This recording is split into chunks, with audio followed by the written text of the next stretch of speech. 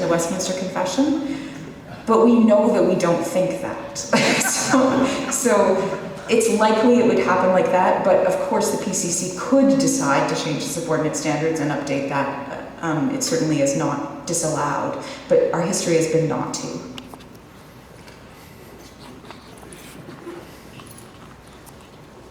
Yes. Any other questions? One question at the back. I was just, we talk a lot about reconciliation, and I think it's a path that we are starting to travel down more actively in this congregation.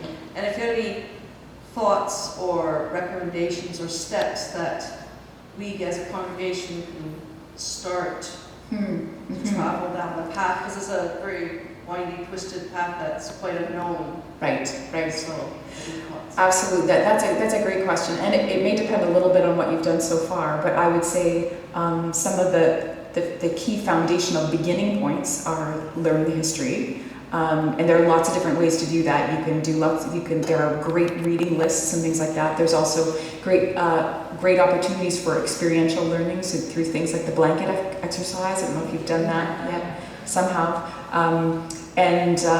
So those kind of learning experiences in terms of understanding what is the history in Canada, and also what's the particular Presbyterian piece of that, right? So learn how our schools were run and what we've been involved in. And then once you've done some learning, then the key is go and meet. So you find community, and I don't know what would be like a nearby community to connect with.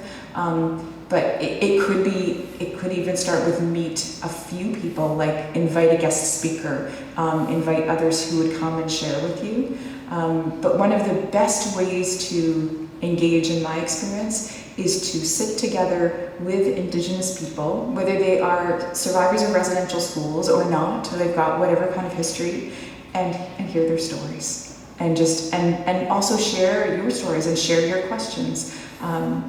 Many years of sitting in sharing circles with Indigenous people to understand what the church did wrong, but also to hear what the church did right. It wasn't all bad. I've heard that from many people, that there were good things that came from the relationship with the churches with Indigenous people, and to engage with them as to what the next steps are.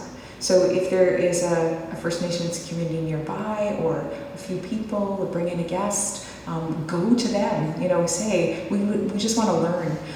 In Saskatchewan, I've had the opportunity where we've done things like, when we had a synod meeting quite close to a First Nation that was sort of a bit connected with one of our churches, we said, can we come and see where you live? And they toured us around their medical center and their school, and talked about some of the issues that they still have, but also what was going well, and opportunity to grow in relationship in that way.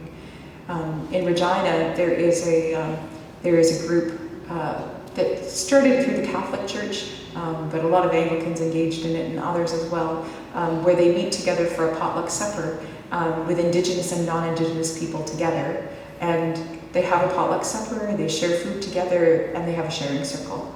And they do it every month to build a relationship. I noticed the letter that went out over your name from the National Church, basically opposing the Trump peace plan for the Middle East. Has there been any reaction to that? Because I noticed, of course, it was CC'd to the party leaders in Ottawa. Right. I have heard actually no responses, and actually not as much discussion and feedback and things like that from the church either about it. I think it kind of flew under the radar for a lot of people. But there were people within the church when that was happening who were saying, are we going to say something? And we said, yes, we should.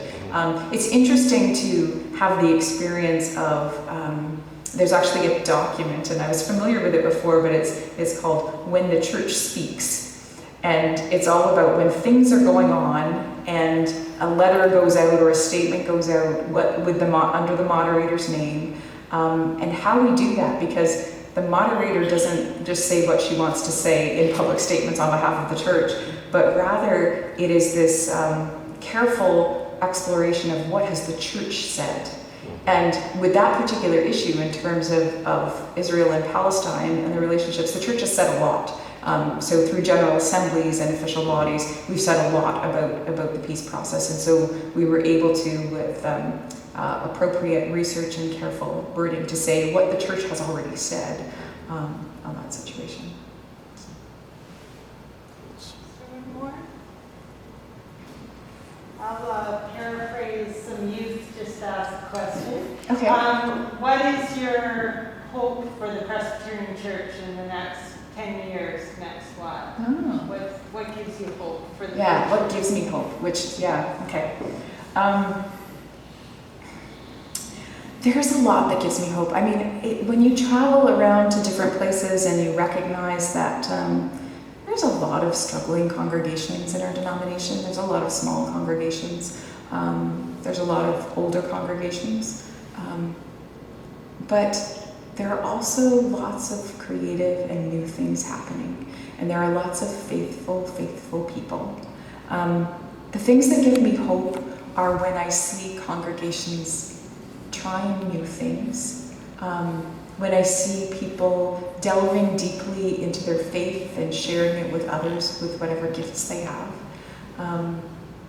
when I see people being willing to let go of some stuff to try something new. You know, sometimes there are congregations that are taking risks and they're doing things like, we're going to get rid of our building because it's just weighing us down, and we're going to try an outreach ministry and meet in a different way.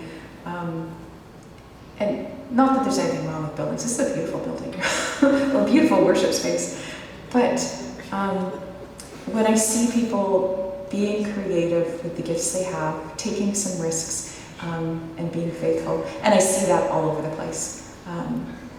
I'm encouraged by some of the work that is happening and being encouraged through Canadian ministries at this time in our history, because instead of simply sending grants to people setting up new congregations that look just like the old congregations that we have, they're funding creative new things. And so people are trying out house church ministries, and they're trying out ministries that are rooted in the arts or in other kinds of areas that will connect people in different ways. And it doesn't always look like Sunday morning worship, sitting in rows and singing hymns out of a hymn book, but there are new things happening.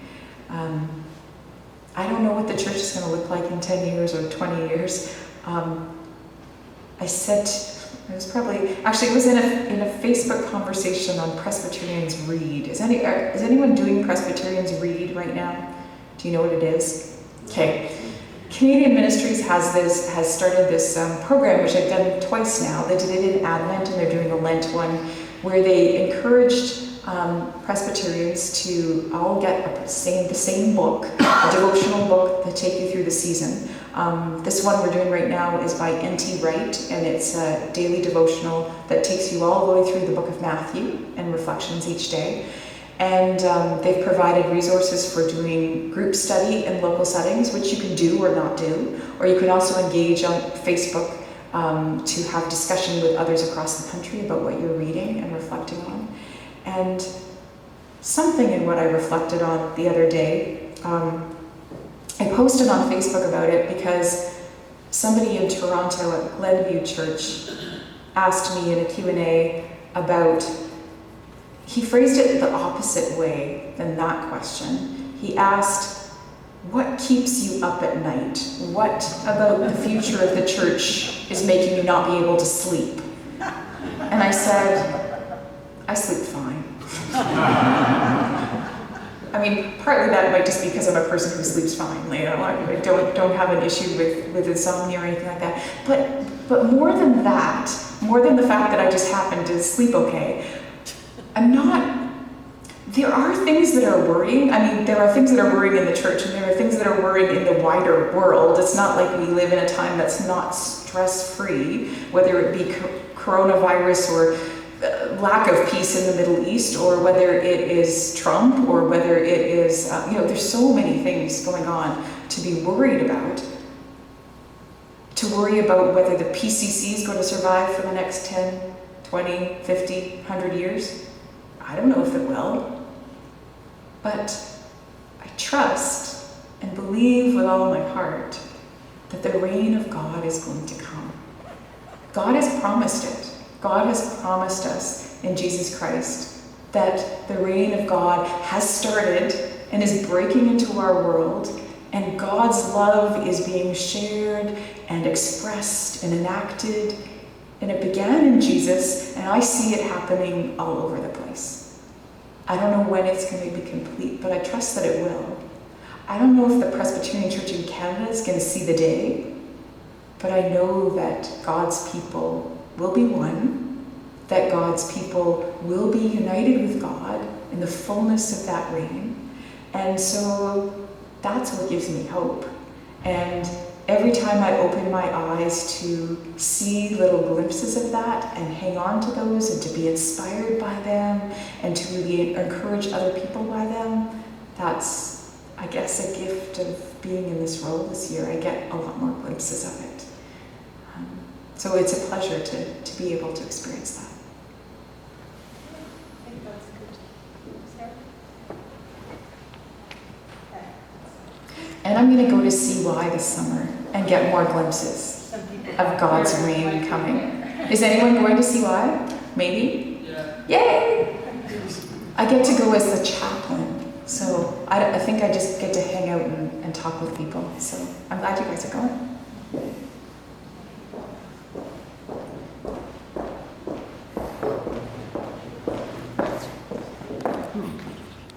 So, seeing no other questions, on behalf of the session and the congregation of St. Columba, I'd like to thank you very much for coming and speaking with us tonight. It was very inspiring and very nice to see a kind of overview of the entire PCC, because we're here in our corner, but sometimes we forget that there's a wide, wide community out there, all praying together and all part of God's church. So thank you very much for coming tonight, and we have a little token of appreciation for you.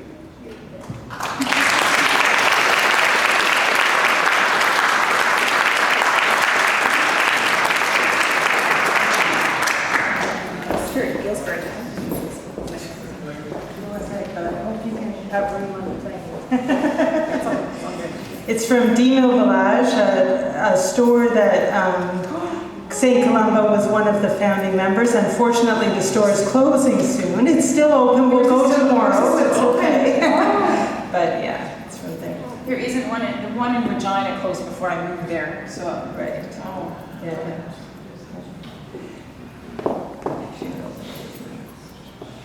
Oh, I taped it.